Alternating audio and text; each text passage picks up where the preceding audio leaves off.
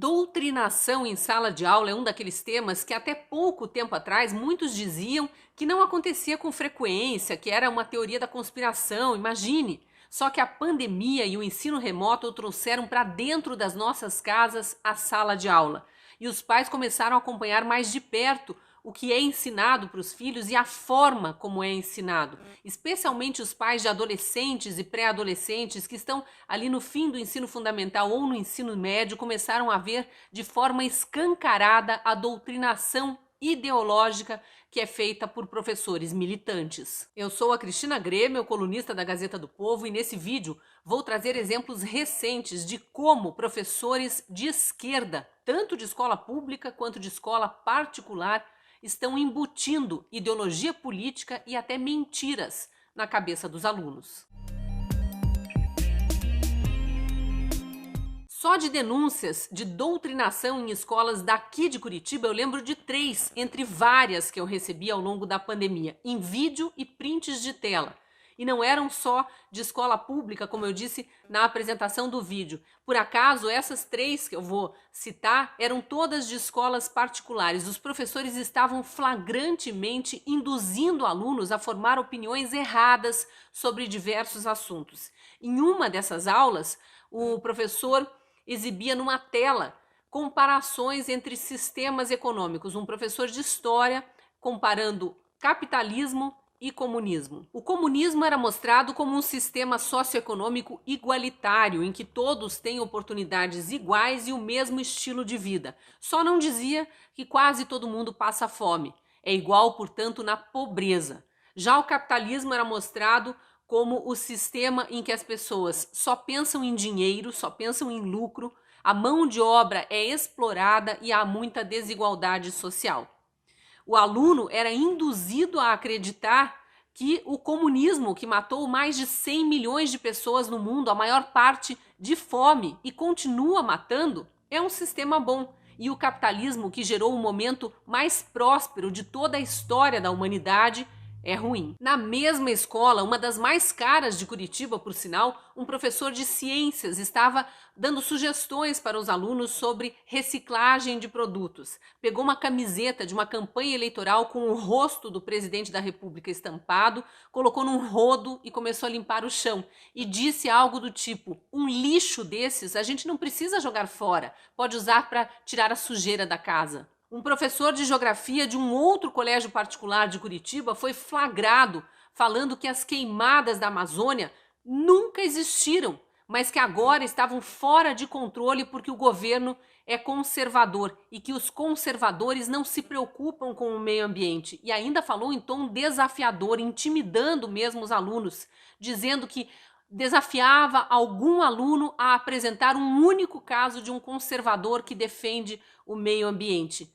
Obviamente que a turma ali, formada por alunos de 12, 13, 14 anos, ficou calada. A pandemia e os decretos de lockdown obrigaram as escolas a implantar o ensino remoto. E com a casa transformada também em escola, muitos pais começaram a acompanhar mais de perto o estudo dos filhos e começaram a ver o que e como parte dos professores ensina. Apenas na última semana, a Gazeta do Povo recebeu, apurou e publicou 2 denúncias de doutrinação ideológica em sala de aula. Uma delas era uma aula sobre nazifascismo numa escola católica, vinculada à Universidade Católica de Brasília. A professora afirmou que o lema do presidente da República é fascista e ainda chegou ao cúmulo de dizer que se Jesus Cristo fosse vivo, seria de esquerda, porque os conservadores são intolerantes. A professora de História do 9º ano do ensino fundamental assumiu para os alunos que é de esquerda e feminista e tentou passar as próprias convicções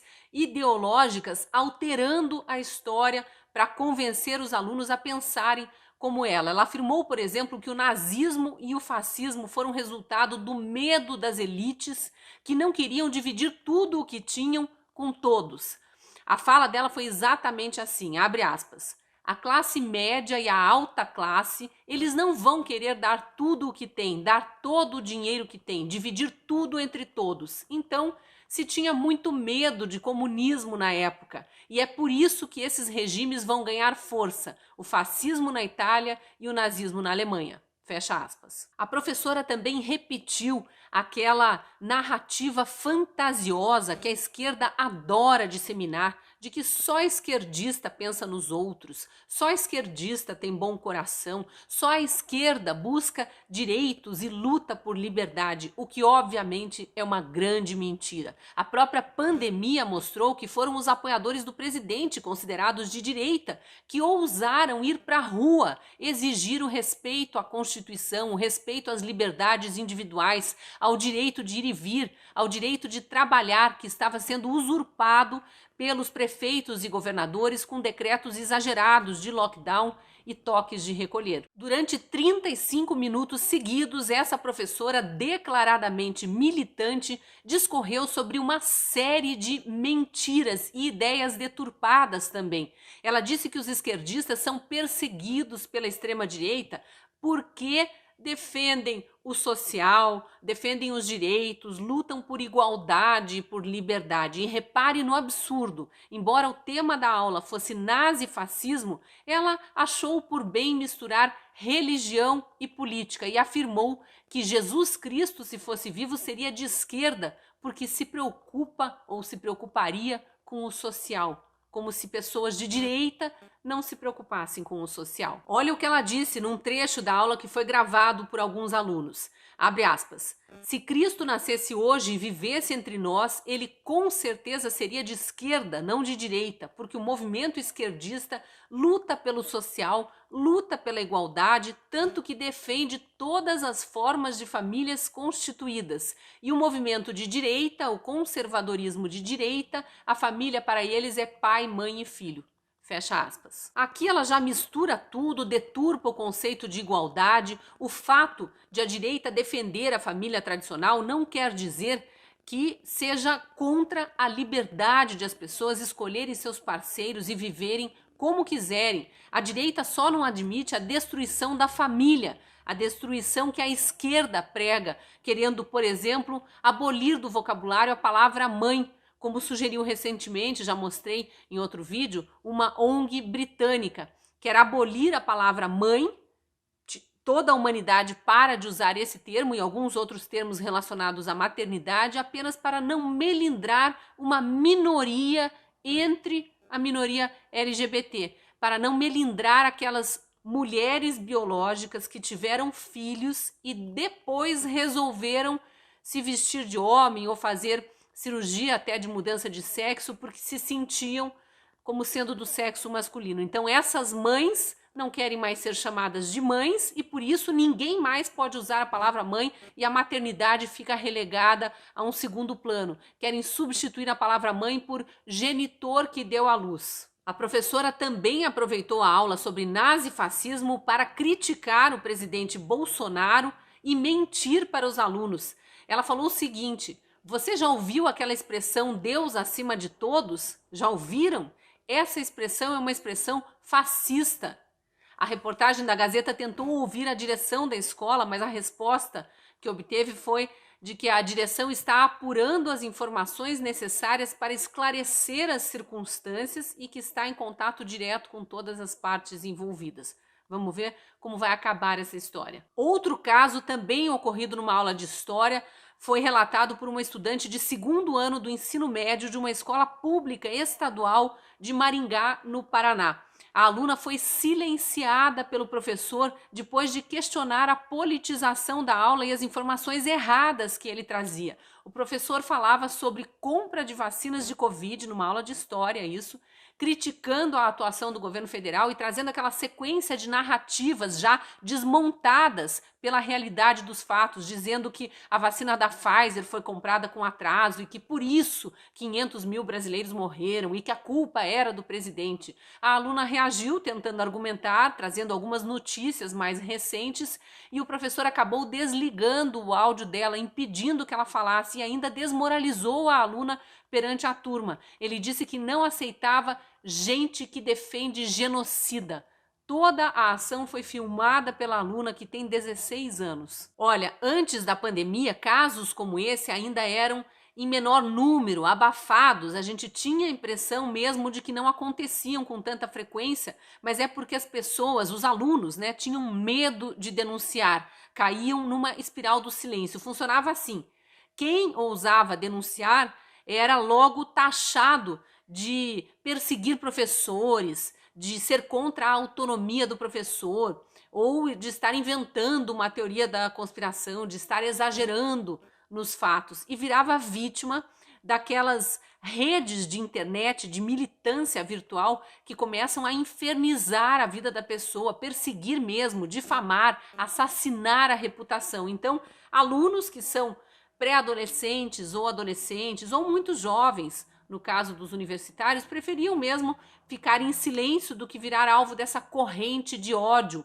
que promove mesmo essa perseguição a quem ousa denunciar a militância dos professores em sala de aula. Mas o ensino remoto está fazendo os pais entrarem com mais força nessa briga. Esses casos todos mostram como é importante os pais ficarem de olho no que os alunos estudam e principalmente na forma como os professores estão passando o conhecimento. É importante até acessar as aulas que ficam gravadas para ver como isso está sendo passado para os alunos. E é importante também conversar com os filhos sempre que perceber que os conteúdos estão distorcidos, que estão sendo repassados de uma forma errada, que mentiras estão sendo ditas para criar na cabeça dos jovens uma ideia errada de mundo, inverter valores, transformar estudantes em militantes cegos com mente doutrinada. Todo cuidado é pouco, mas o momento é único. A escola está dentro das nossas casas e somos nós que estamos no comando da educação dos nossos filhos. Para encerrar, trago uma notícia inspiradora dos Estados Unidos, que também foi publicada nos últimos dias pela Gazeta do Povo. Mostra que a doutrinação nas escolas começa a ser combatida por lá, porque sim, nos Estados Unidos também tem esse problema. Ele não é exclusivo do Brasil. Os Estados Unidos enfrentam muita militância dentro da sala de aula, especialmente por conta do governo liberal conservador do ex-presidente Trump. Então isso se acentuou nos últimos anos. A notícia que serve de inspiração para nós é que no estado da Flórida, uma medida assinada pelo governador vai tornar obrigatório o ensino sobre os riscos dos regimes comunistas e totalitários. O tema será abordado nas aulas de educação cívica de escolas e colégios públicos estaduais. Nas palavras do próprio governador da Flórida, a intenção é ensinar às crianças que governos comunistas e totalitários são maus. No momento da assinatura da medida, o governador lembrou o caso de Cuba, que é comunista, fica perto da Flórida e de onde saem milhares de refugiados para ir morar na Flórida. E citou ainda um país asiático que já guerreou com os Estados Unidos e que até hoje manda muitos imigrantes para morar nos Estados Unidos, especificamente na Flórida. Então, abre aspas para o governador. Por que alguém fugiria através de águas infestadas de tubarões, saindo de Cuba para vir para o sul da Flórida? Por que alguém deixaria um lugar como o Vietnã? Por que as pessoas deixariam esses países e arriscariam suas vidas para poder vir morar aqui? É importante que os alunos entendam isso. Fecha aspas. O governador ainda assinou outra medida que permite aos estudantes universitários de universidades estaduais expressar suas opiniões e suas ideias, mesmo que elas sejam divergentes das opiniões e das ideias da maioria. Parece óbvio, mas esses estudantes estavam evidentemente sendo tolhidos no seu direito de expressão por professores militantes. Segundo o governador, abre aspas de novo, costumava-se pensar que um campus universitário era um lugar onde você seria exposto a muitas ideias diferentes. Infelizmente, agora esses ambientes são mais intelectualmente repressivos.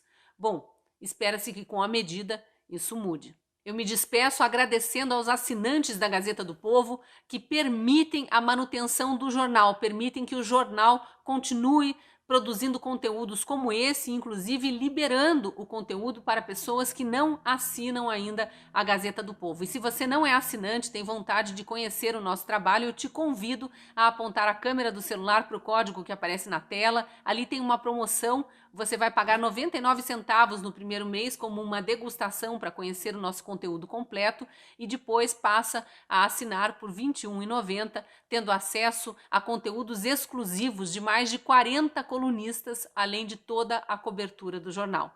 Te espero lá na Gazeta.